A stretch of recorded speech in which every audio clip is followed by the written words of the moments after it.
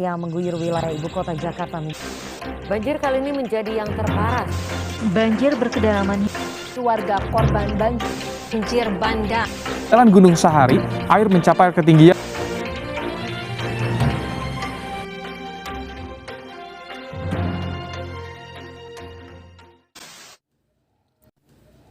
Banjir merupakan fenomena alam yang tak lagi asing bagi kita masyarakat Indonesia. Karena hampir setiap tahunnya, di musim penghujan, beberapa titik wilayah di Indonesia terendam banjir. Lalu apa sebenarnya banjir itu? Mengapa ia bisa merendam suatu wilayah dan menyebabkan kerugian? Serta bagaimana mitigasi dan solusinya dari segi logisi? Akan kami bahas dalam video ini bersama kami kelompok 19 mata kuliah pangan darurat. Banjir merupakan kondisi di mana suatu daerah tergenang oleh air dalam jumlah yang besar. Di Indonesia sendiri, hampir setiap tahunnya di musim penghujan sebagian besar wilayah memiliki potensi tergenang banjir, terutama pada kawasan padat penduduk.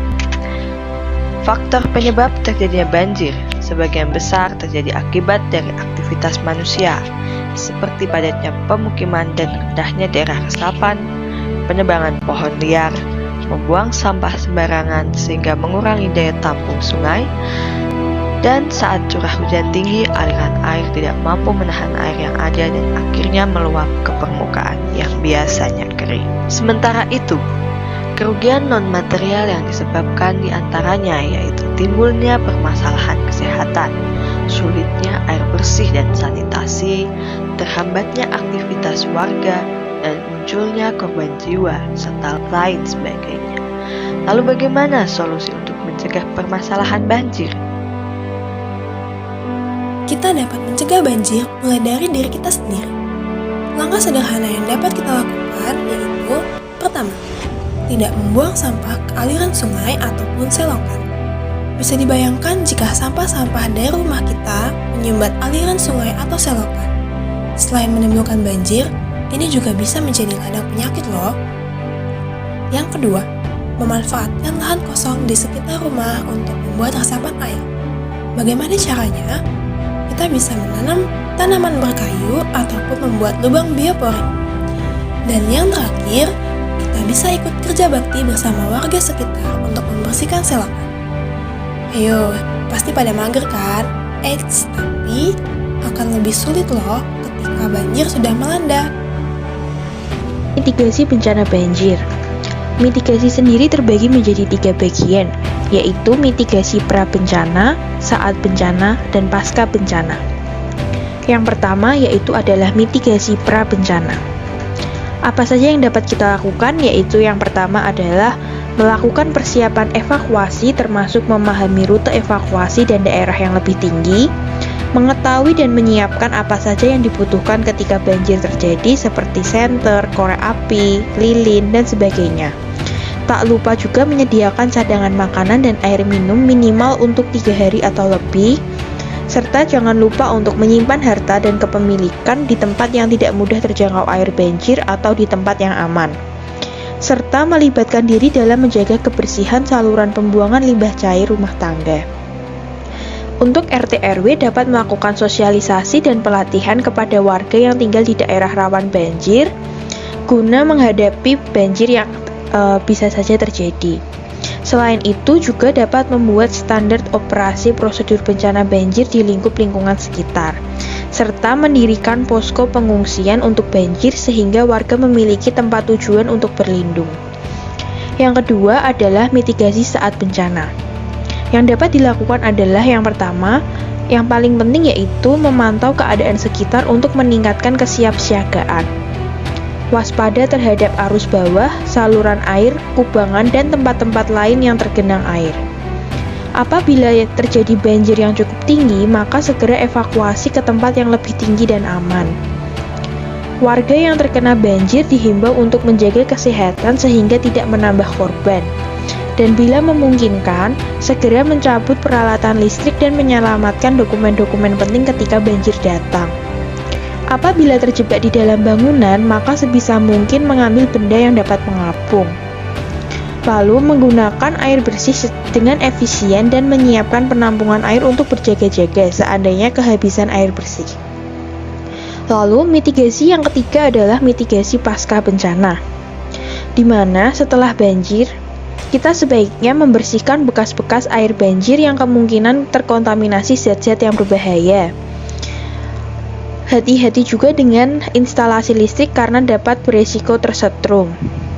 Lalu, memeriksa ketersediaan air bersih dan tidak menggunakan air bersih secara sembarangan. Membantu tetangga yang butuh bantuan seperti tempat tinggal, makanan atau minuman, air bersih, dan lain-lain. Tak lupa juga membuang makanan dan minuman yang terkontaminasi air banjir, serta melakukan perbaikan jamban dan saluran pembuangan air limbah. Lalu, menjaga sistem pembuangan air dan limbah tetap bersih dan tidak kotor ataupun tersumbat. Dan juga hindari area yang baru saja surut karena bisa saja jalanan keropos atau ambles, dan hati-hati ketika memasuki gedung atau rumah. Karena gedung atau rumah bisa saja roboh karena kerusakan fondasi akibat banjir. Selanjutnya adalah peran ahli gizi dalam penanggulangan banjir. Apa saja sih peran ahli gizi dalam penanggulangan bencana banjir? Ahli gizi memiliki beberapa peran yang terbagi menjadi 3 fase. Yang pertama, fase prabencana, yang kedua, fase saat terjadinya bencana, dan yang ketiga adalah fase pasca bencana. Yang pertama adalah fase prabencana. Pada fase ini, ahli gizi berperan untuk 1.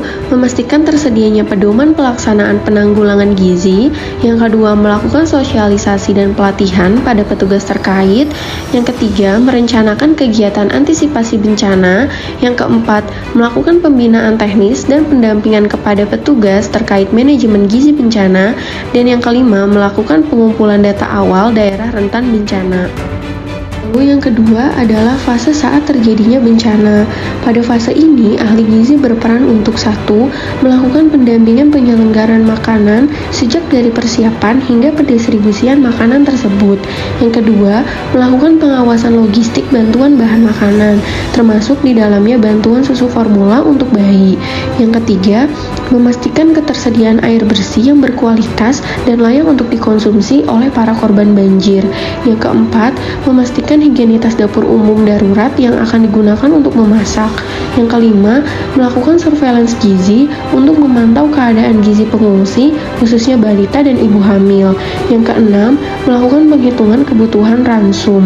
Yang ketujuh, melakukan penyusunan menu yang terdiri dari 2100 kilokalori, 50 gram protein, dan 40 gram lemak. Formula ini diberikan karena dianggap paling memenuhi kebutuhan gizi para pengungsi di saat kondisi bencana, yaitu untuk menjaga kesehatan dan mencegah terjadinya malnutrisi pada populasi tersebut. Selanjutnya yang ketiga adalah fase pasca bencana. Pada fase ini, ahli gizi berperan untuk 1. Melakukan pemantauan dan evaluasi program gizi yang telah dilaksanakan. Yang kedua, melakukan pembinaan terkait gizi. Yang ketiga, melakukan penilaian dan pengawasan status gizi pada populasi terkait. Yang keempat, melakukan program pemberian makanan secara umum. Dan yang kelima adalah melakukan standar bantuan pangan terbatas untuk dibawa pulang oleh para pengungsi.